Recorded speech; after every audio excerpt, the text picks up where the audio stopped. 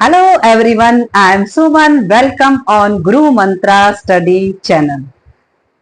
बेटे, परों को खोल, जमाना उड़ान देखता है। परों को खोल, जमाना उड़ान देखता है। जमी पर बैठकर क्या आसमान देखता है। तो इसी शेर के साथ अपनी हम क्लास को स्टार्ट करते हैं, जिसमें हम 12th क्लास को पढ़ रहे थे।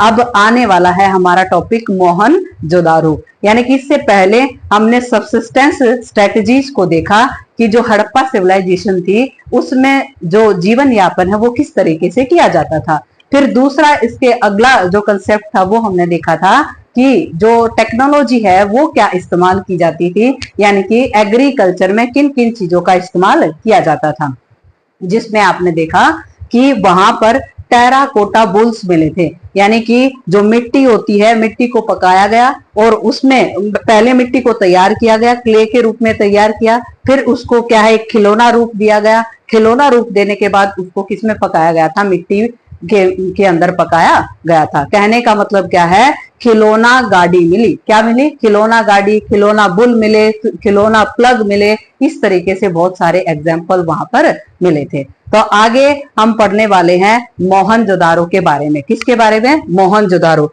आपने मूवी वगैरह देखी होगी, ऋतिक रोशन की मूवी देखी होगी, जहां पर उनके चाचा जी उनको ये कहते हैं कि आप ये जो सील है ना उसको तभी दिखाना जब आप बहुत ज्यादा ऐसा महसूस करो कि मैं मुसीबत में हूं, तब इसको दिखाना। वो वहां पर सील भी दिखाई गई है। तो ऋतिक रोशन की मूवी है मोहनजोदारो, लेकिन हम उसी मोहनजोदारो की रियलिटी पढ़ने वाले हैं कि वो मोहनजोदारो क्या है, किस तरीके से है, किस तरीके से वो मोहनजोदारो नाम का जो नगर है वो बसा हुआ है। अब देखो, ध्यान से सुनना। पहले थोड़ा सा स्ट्रक्चर के द्वारा इसको समझाने की कोशिश करूंगी, फिर आपको इसको डिटेल में पढ़ना है। देखो, ये जो शहर है ना मोहनजोदारो, ये कौन सी नदी के किनारे? इंडस रिवर के किनारे। पहली बात कौन सी? इंडस रिवर, जिसको क्या कह दें, सिंधु नदी कह दें। क्या कह दें? सिंधु नदी। ये इसके किनारे पर था। इसके दो हिस्से थे। कितने हिस्से थे? दो। एक ये वाला और एक ये कुछ बड़ा बना हुआ था हिस्सा। इसको कहते थे सीटाडेल। क्या कहते थे? सीटाडेल। इसको हिंदी में बोलते हैं दुर्ग। क्या कहते हैं? दुर्ग। और इसको कहते थे लोअर टाउन, और इसको कहते थे निचला शहर। और इसका दूसरा नाम हायर टाउन भी हो सकता था। क्या कहते थे इसको? हायर टाउन भी कहते थे। यानी कि ये मोहनजोदारो जो शहर है वो दो हिस्सों में बटा हुआ था। कितने हिस्सों में? दो हिस्सों में। इस तरफ उसको क्या कहते थे? सिटाडेल कहते थे, और इसको लोअर टाउन कहा जाता था, निचला स्तर इसको या शहर कहा जाता था। यहाँ ये जो सेटलमेंट थी, यानी कि ये जो बसावट थी, ये छोटे एरिया पर थी, लेकिन ये हायर थी। हायर होने का मतलब क्या है? ये इसके लेवल से ऊपर उठा हुआ इलाका था। कहने का मतलब ये जो छोटा एरिया है, वहां उस दौरान उस समय रहने वाली अमीर कम्युनिटी वहां पर रहती थी। यहाँ पर जो घर वगैरह बने हुए हैं, जो स्ट्रक्चर बने हुए हैं, वो बड़े बने हुए हैं। किसकी बजाय बड़े बने हुए हैं? लोअर टाउन की बजाय बड़े बने हुए हैं। तो कहने का मतलब क्या है? मोहनजोदारो जो शहर था वो कितने हिस्सों में? दो हिस्सों में बटा हुआ था। एक तो इधर वाला हिस्सा जिसको लोअर टाउन कहते थे, और इधर वाला हिस्सा जिसको क्या कहा जाता था? सिटाडेल। बड़े बड़े घर, बड़े बड़े जो पॉन्ड्स वगैरह हैं, जो तालाब वगैरह हैं, ग्रेनरी हाउस हैं, वो यहाँ पर मिलते हैं। तो इस तरीके से जो मोहनजोदारो है वो दो हिस्सों में बटा हुआ था। अब यहाँ कौन थे? यहाँ अमीर व्यक्ति, अमीर व्यक्तियों के घर, उनके पॉन्ड्स, तालाब वगैरह, बड़े बड़े structure, granary house. Granary house क्यों बनवाएंगे? कि जो गरीब कम्युनिटी, जो अमीर जो तबका था, उसको टैक्स के रूप में कुछ ना कुछ देगी, तो उनको स्टोर करने के लिए जगह चाहिएगी। तो इसीलिए अनाज के बड़े बड़े भंडार गृह भी यहाँ पर मिले हैं। कहाँ पर मिले हैं? सिटाडेल के अंदर मिले हैं। तो यहाँ जो बाकी जनता होती थी वो यहाँ पर पाई जाती थी। जो गरीब कम्युनिटी या मिडिल क्लास जिसको कहा जाता था, वो किस में पाई जाती थी? लोअर टाउन के अंदर पाई जाती थी। फिर इनके घरों के बारे में इन्होंने क्या है जिक्र किया कि बहुत सुंदर क्या है यहाँ पर घर बने हुए थे। घर बनाने से पहले यानी कि ये नगर बसाने से पहले पहले पूरा का पूरा जो प्लेटफॉर्म था उसको क्या है लेवल किया गया। कहने का मतलब क्या है, यहाँ पर बहुत सारी मिट्टी इधर उधर से लाई गई और एक क्या तैयार किया गया, प्लेटफॉर्म तैयार किया गया। उसके बाद घर के लिए प्लेटफॉर्म तैयार किया गया और उस पर फिर जाकर क्या बनाए गए, घर बनाए गए। तो ये कहाँ के घर की बातें कर रहे हैं, मोहनजोदारो वाले घरों की बातें कर रहे हैं। तो पहले पूरे शहर का प्लेटफॉर्म, फिर घर का प्लेटफॉर्म, फिर उसके ऊपर क्या बनाए गए, घर बनाए गए। घर बनाने से पहले नालियां और सड़कों का निर्माण किया गया। पहले सड़कें राइट एंगल ट्रायंगल पर काटने वाली जो सड़कें हैं उनका निर्माण किया गया। तब उन सड़कों पर क्या बनाए गए, जो घर है वो निर्माण किए गए। कहने का मतलब ये जो शहर मिले हैं, ये मोहनजोदारो जो शहर है, यहाँ पर जो घर मिले हैं वो घरों के बीच में जो गलियां थी वो राइट एंगल ट्रायंगल पर काटती थी, यानी कि जो समकोण होता था उस पर काटने का काम करती थी। बिल्कुल बहुत ही वाइड स्ट्रीट यहाँ पर मिलती थी, चौड़ी चौड़ी गलियां यहाँ पर पाई जाती थी। गलियों के साथ में ही क्या पाई जाती थी, जो इनका ड्रेनेज सिस्टम है, जो नालियां हैं वो भी पाई जाती थी। देखो इसको यहाँ से पढ़ना स्टार्ट करेंगे तब और अच्छे तरीके से आपको समझ में आएगा। The most unique feature of Harappan civilization was the development of urban center। मैंने आपको पिछली क्लास में बताया था कि जो उस दौरान जो शहर थे ना वो दो बड़े शहर थे। कौन से दो बड़े शहर, एक तो हड़प्पा और एक है मोहनजोदारो। यानी कि जो हड़प्पन सिविलाइजेशन जो हमारी बसी हुई थी उसमें दो बड़े शहरों का नाम आता है। एक तो हड़प्पा का नाम आता है, दूसरा किसका आता है, मोहनजोदारो का नाम आता है। देखो We will now look into the one such center, Mohenjodaro. और हम अब किसके बारे में पढ़ रहे हैं, मोहनजोदारो के बारे में पढ़ रहे हैं। आगे देखें, settlement cities is divided into 2 parts. मैंने बताया ना कि 2 हिस्सों में बटा हुआ था। One smaller but much higher, यानी कि जो हिस्सा क्या था, यानी कि एक हिस्सा छोटा और एक हिस्सा क्या था, बड़ा था। और ये छोटे वाला हिस्सा क्या था, वैसे तो छोटा था लेकिन ये ऊंचाई की तरफ बसा हुआ था। कहने का मतलब जो अमीर कम्युनिटी थी वो ऊंचाई वाले स्थान पर रहती थी। Other much larger but lower, ये हिस्सा बड़ा था लेकिन ये यहाँ पर जो लेवल था वो क्या था, कम था। आर्कियोलॉजिस्ट कॉल देम सीटाडेल, ये वाला हिस्सा क्या कहलाता था, सीटाडेल्स। एंड द इधर वाला हिस्सा क्या कहलाता था, लोअर टाउन कहलाता था, निचला स्तर कहलाता था। तो इस तरीके से जो शहर था वो 2 हिस्सों में बटे होते थे। एक कहलाता था सीटाडेल और दूसरा क्या कहलाता था, लोअर टाउन कहलाता था। तो ज्यादातर जो शहर है वो कितने हिस्सों में बटे हुए मिले, वो 2 हिस्सों में बटे हुए मिले, सीटाडेल और लोअर टाउन के अंदर बटे हुए मिले। आगे देखो, आगे Citadel was at the high because the building were constructed on the mud brick platform। मैंने बताया बेटे आपको कि जब भी ये जो सीटाडेल बनाया जाता, ये ब्रिक तैयार कर ली जाती और उसका पहले क्या तैयार करते, प्लेटफॉर्म को तैयार करते। उसके बाद उसके ऊपर घर के लिए प्लेटफॉर्म तैयार करते और फिर उसके ऊपर क्या बनाया जाता, घर बनाया जाता। तो यही कह रहे हैं कि जो सीटाडेल में जो स्ट्रक्चर्स बने हुए थे वो किस पर बने हुए थे, किसी प्लेटफॉर्म पर बने हुए थे। यानी कि पहले एक प्लेटफॉर्म तैयार किया गया, उसके बाद किसको बनाया गया, बिल्डिंग्स को बनाया गया। It walled was physically separated from the lower town। और इसके चारों तरफ, यानी कि ये जो सीटाडेल था इसके चारों तरफ क्या बना रखी थी, दीवारें बना रखी थी। यानी कि ये दीवारें लोअर टाउन से इसको क्या कर देती थी, अलग कर देती थी। इसी तरीके से ये हो गया। The lower city was the also walled. और ये जो इधर वाला हिस्सा था जिसको लोअर टाउन कहते थे, इसके चारों तरफ भी क्या बनाई जाती थी, दीवारें बनाई जाती थी। यानी कि जो सीटाडेल है और लोअर टाउन है, इन दोनों हिस्सों के चारों तरफ क्या बना रखी थी, दीवारें बना रखी थी। लेकिन ये हायर था और ये क्या था, लोअर लेवल पर था। आगे देखें, Here also the several buildings were built on the platform which served as the foundations. ये कह रहे हैं कि बहुत सारी जो बिल्डिंग्स बनाई गई थी उनको बनाने से पहले उनका क्या तैयार किया गया, प्लेटफॉर्म तैयार किया गया, फिर उसके ऊपर से क्या बनाई गई थी, बिल्डिंग्स को बनाया गया था। तो ये कह रहे हैं कि कोई भी बिल्डिंग बनाने से पहले उसका पहले प्लेटफॉर्म तैयार किया जाता था।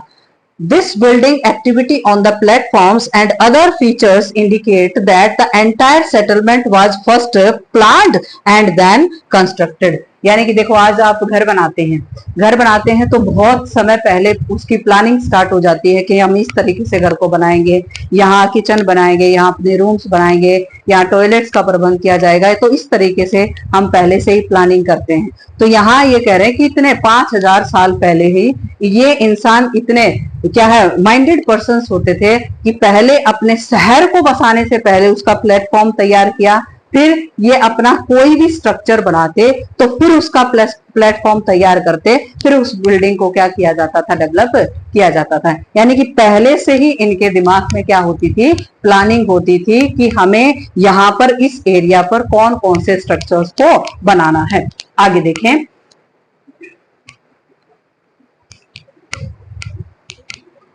ये देखो, ये वाले हिस्से हैं, कुछ रिमेन्स इनके हैं, ये आपको दिखाई दे रहे हैं, ये आपका रहेगा।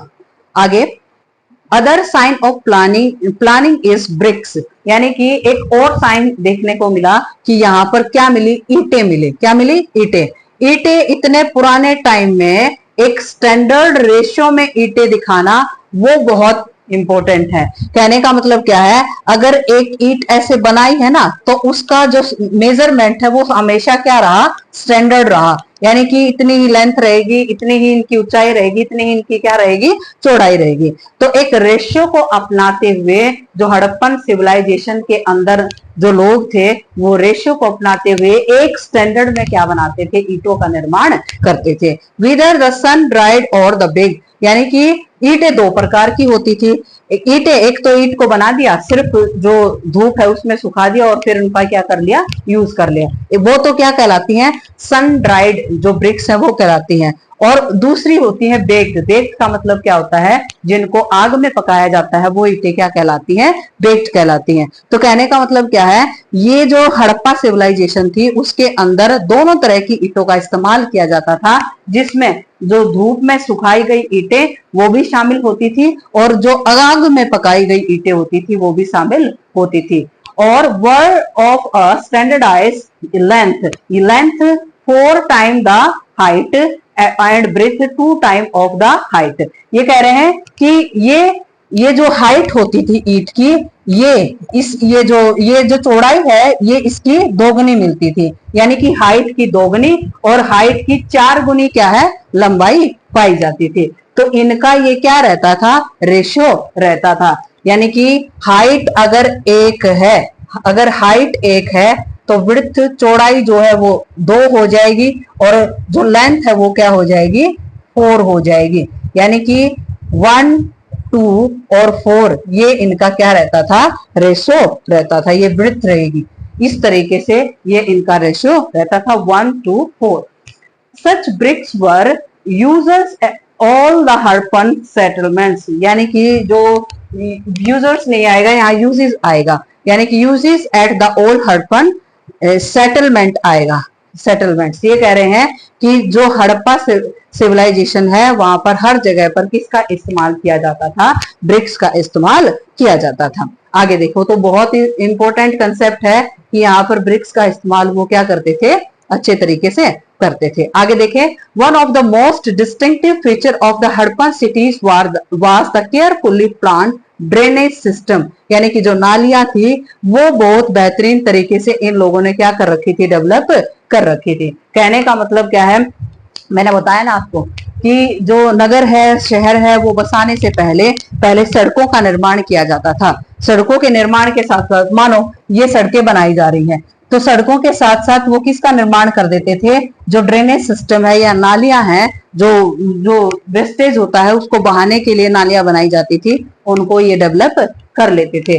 जगह जगह पर जब नालियां बनाई जाती तो कुछ इस तरीके से टैंक की तरह स्ट्रक्चर भी बना लिए जाते थे, यानी कि जो मड है, गाद है, रेत है, वो इन टैंक्स में जमा हो जाए, पानी आगे की तरफ बढ़ जाए। और इन टैंक्स को फिर ये जो टैंक्स वगैरह बनते तो इनको फिर बाद में क्या कर लिया जाता, क्लीन अप कर लिया जाता, यानी कि टाइम टू टाइम इनको साफ कर लिया जाता था। तो इस तरीके से ये कह रहे हैं कि हड़प्पा सिविलाइजेशन के अंदर बेहतरीन तरीके से क्या डेवलप किए गए थे, ड्रेनेज सिस्टम को डेवलप किया गया था। From the plan of the lower towns were see that the roads and street were laid along the grid pattern, cutting each other at the right angle with the drains along the side by side। ये कह रहे हैं कि जो ये नालियां थी way right angle triangle पर काटती। मान लो ये जो सड़कें हैं, ये सड़कें ऐसे गुजरती हैं, तो सामने जो सड़कें आएंगी तो इस तरीके से आपको इस ऐसे मिलती हुई नजर आएंगी। तो ये सड़कें हमेशा किस पर काटती थी, राइट एंगल ट्रायंगल पर काटती थी। ऐसे ही सेम टू सेम फिर क्या रह जाएंगी, नालियां भी ऐसे ही रहेंगी। मान लो ये आपका यहाँ पर घर बना हुआ है, ये नालियां यहाँ पर एक बहुत चौड़ी सड़क आती है, वहां ये नालियां वहां पर जाकर मिलती हैं। फिर यहाँ की नालियां फिर बड़े ड्रेनेज में जाकर मिल जाती है, जहां पर सारा का सारा मड क्या होता था, इकट्ठा होता था। तो कहने का मतलब क्या है, ये ड्रेनेज सिस्टम इतना ज्यादा डेवलप था कि घरों का पानी बड़ी सड़कों के साथ लगती हुई नालियों में जाता, बड़ी सड़कों के साथ लगती हुई नालियों का पानी कहाँ जाता, बड़े ड्रेनेज के अंदर जाता था। इस तरीके से ये क्या बन जाता था, ग्रिड बन जाता था। ग्रिड का मतलब क्या होता है, जाल सा बन जाता था। किसका जाल बन जाता था, आपका नालियों का जाल बन जाता था, और पानी एक जगह से दूसरी जगह पर बेहतरीन तरीके से पहुंच जाता था। तो जो नालियों का सिस्टम था वो भी बेहतरीन तरीके से इन्होंने डेवलप कर रखा था। यहाँ ये पिक्चर जो दिखाई गई है, ये देखो रिमेन्स ऐसे के ऐसे स्ट्रक्चर कभी नहीं रहते हैं, बहुत सारे डिस्ट्रॉय हो जाते हैं। यहाँ पर जो मेन मोटिव है वो किसको दिखाने का है, ये वेल्स को दिखाने का है। और यहाँ पर हड़प्पन सिविलाइजेशन के अंदर जो वेल्स मिले ना, वो 700 वेल्स मिले हैं, यानी कि 700 कुएं मिले हैं। इसका मतलब वो जो पानी है वो कहाँ यूज करते थे, वो वेल से पानी को यूज किया जाता था। अब आज के लिए बेटे इतना ही। हमने इसमें पढ़ लिया है, आपका क्या पढ़ा है, मोहनजोदारो को पढ़ा है, मोहनजोदारो का स्ट्रक्चर पढ़ा। हमने पढ़ा कि किस तरीके से दो हिस्सों में शहर बटा हुआ होता था, एक सिटाडेल होता था, एक लोअर टाउन होता था, जिसमें पकी हुई ईंटें, सन ड्राइड ईंटें जिनको कहा जाता है, या फिर बेक्ड ब्रिक यानी कि जो आग में पकाई हुई ईंटों का इस्तेमाल यहाँ पर किया जाता था।